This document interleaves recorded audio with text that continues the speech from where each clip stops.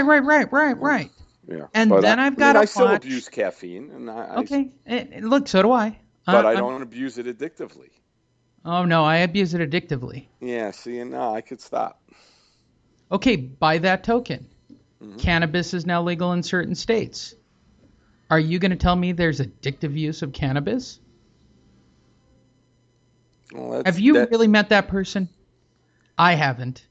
What? That where marijuana is completely overwhelmed their life? Yes. I have met a few, but they're different. They're different, right? They're far and few between. Like, okay, so you as a sponsor. Yes. How do you feel about marijuana maintenance for those that aren't in that category? It's legal. I'm in Colorado. Let's say I'm in Colorado. Yeah, or let's say even here in Arizona, you can get California. a medical card. It's pretty wide open here in California. Right. The medical cards. Well, I'm not a doctor. And, do I consider them to be sober? No. Are they just as sober as somebody who's smoking a carton a day? Could be. Yeah. Well, I believe, like I have a friend that's in the program, and the marijuana maintenance plan is prevalent here. I'm lucky I was never a pot guy. I was a stimulant guy. Right. So I never fell into that trap. But, I think it is a trap. But, if I look at someone and they're, stealing cars to get meth or crack or they're drinking and they're crashing cars once a week, if they're just hanging out at home smoking weed and not doing any of that other stuff, good for them. I agree. But they got to be honest. That's it. Okay, well, we're back to honesty again. Right. But if you surround yourself with and I'm sure you have this in your group, the holier than thou pious group, within your own little, let me call it what it is, within your subcult. Yes. Are you the grand leader of your own cult? No, not even close. Oh, you're not? No. See, I assumed you were the leader of your cult. No, well, I don't know. Locally here, I'm definitely the alpha, but I like. No, we haven't. I like watching other people, fall into all the drama. Okay, so there is a leader guy that everybody hangs on. We have one in my circle. My circle just got mad at me. We did an intervention on one of our members that's taking tramadol, and she's like, "Well, it's not a narcotic," and I'm like, "It is." I'm like, it doesn't matter. You brought pills into another addict's house, and they have children. That's bad.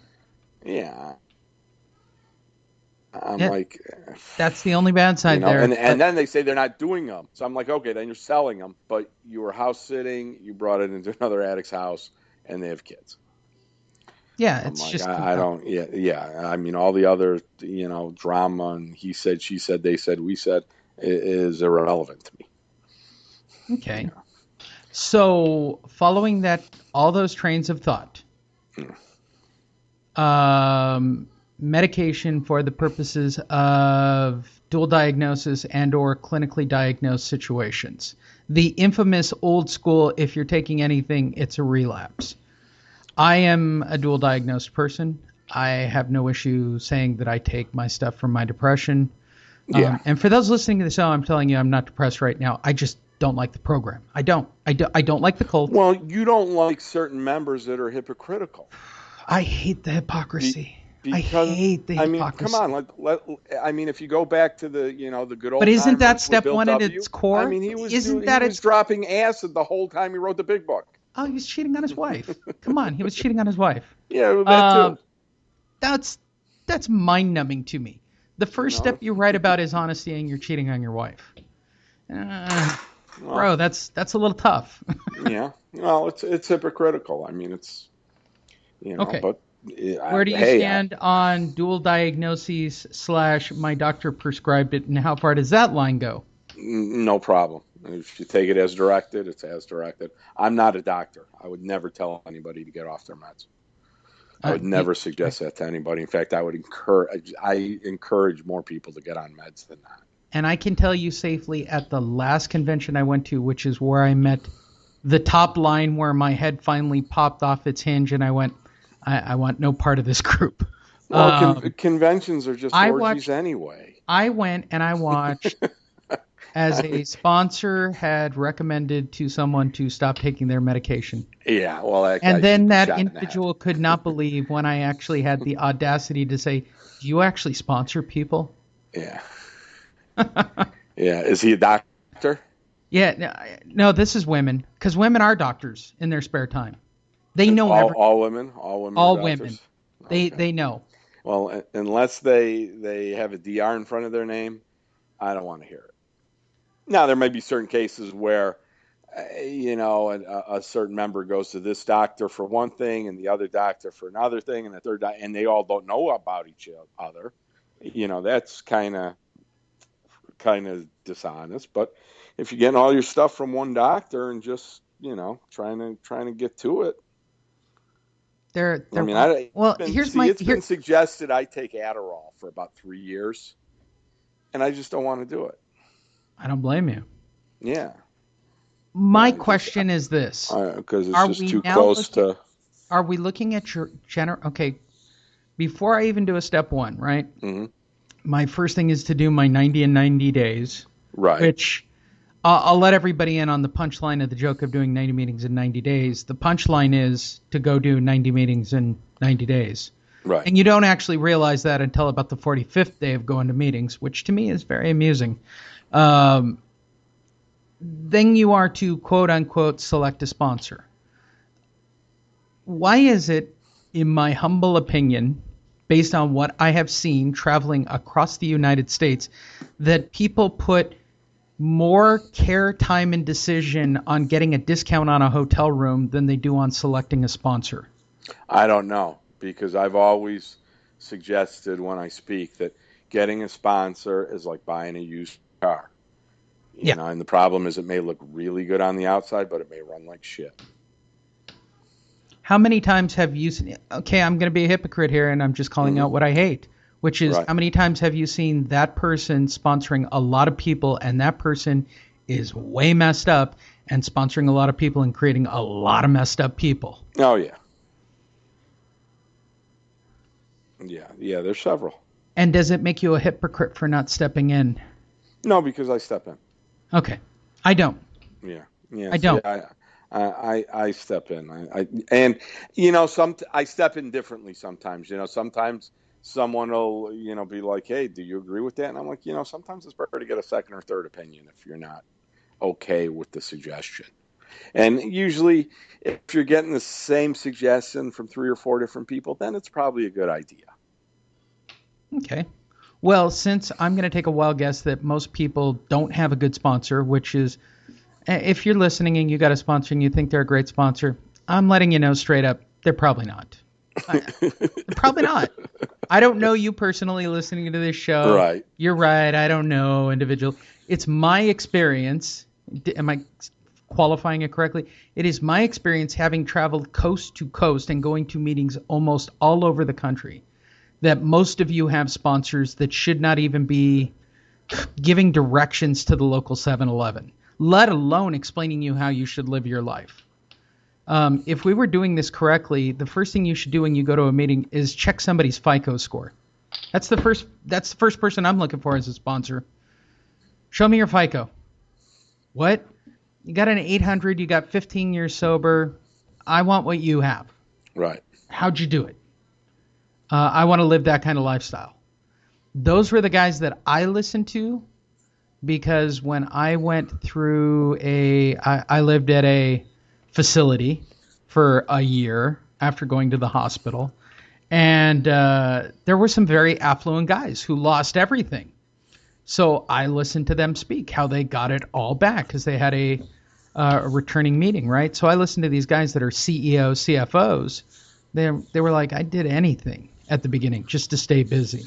Mm-hmm. Because, I went and made hot dogs at Dodger games type stuff. And it was mind-boggling to me that they had to do that after losing their jobs completely and is really at the core of starting with step one. Okay, you got to be honest and you got to do all the inventory stuff. But from the very beginning of getting sober, is it learning how to be fairly institutionalized and learning how to be a normal human? Isn't this all the gateway to, yes, you get up, you do make your bed, you do brush your teeth, you do pay your bills, and you try to go to a job? Isn't that ultimately what we're trying to carve ourselves into? Yes, to become a productive member of society. Okay. To do that, the first task within step one is to go through the consequences of what we have done. When you are recommending on how to do a first step to a newbie, once they've identified whatever it is that they're addicted to, and I'm not crapping on anybody. Seriously, if you got food is your thing, food is your thing. Okay. Yeah, food's a tough one because everyone's got to eat. All of them are a tough one. There are a couple at the top of the list: food and yeah, I could see that happening. Yeah. My problem is that step one is about honesty, no doubt, and that it is the hypocrisy. Like everybody's forgotten, step one is about being honest. I live my life by a brutal honesty code. Like when you're asked a question, you answer it. There's no substitute. It might hurt. It might not feel right to do it, but honesty is generally the best policy, in my opinion. There have been very rare cases where I have not used honesty. And that is only because I'm trying to protect somebody else's feelings, not my own. I could care less. I've already been through it for too long. So it's usually to protect somebody else and how they feel. So how do you normally have somebody do a first step for the first time? Well, usually it starts with why are you here? And, sometimes it'll be because of probation. Sometimes it'll be because of the girlfriend. Sometimes it'll be because, they know that they're going down a road that they don't want to go, that they just don't like the way they feel.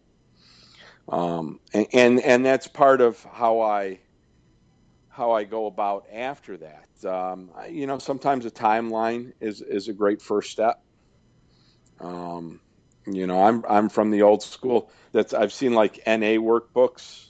Now I think I got clean before the NA workbook, and I'm glad because there's like 70 questions on that first step. I mean, that's an intense first step. I mean, to me, my first step is I can't do this anymore.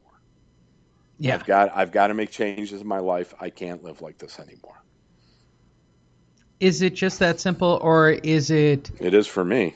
I agree, and it is for me. Now, I've done it a couple of different ways, probably but why we've been the most sober.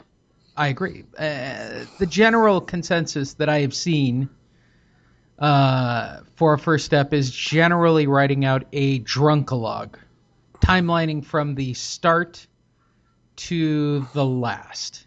Is that pretty much your understanding? Yeah. I mean, there's goods and bads, but there's big events. Like for me, it was all the times I should have died. Spinning cars at over 100 in the snow or whatever in the fog, and not even wrecking the car, and or the actual car wrecks, or the fights, the guns, the bikes, whatever. I mean, it's all there, but that never stopped me before. It was when I just didn't want to live anymore is what made me get honest with myself. Okay. So here's my big question. And I can go through these individually, but the one overwhelming thing about the program that I don't enjoy the most is that it's basically a religion. It is to many. I'd say 9 out of 10 people treat the program like it's a religion. Would you not agree? Are you yes only and gonna no, because are you only putting it at 80%? Well, first of all, I mean, I'll be the first one to admit it's a cult. Yes, But it is. but there's other things that are cults out there that we don't know. I mean, Bloods and Crips are cults. The Hell's Angels and the Vagos are cults. Country and Western line dancers are a cult. I mean, it's the Wednesday book club, whatever it is. I mean, all a cult is a fellowship of people with similar interests. Okay. and that's and hopefully if you're in a 12-step program, if you're an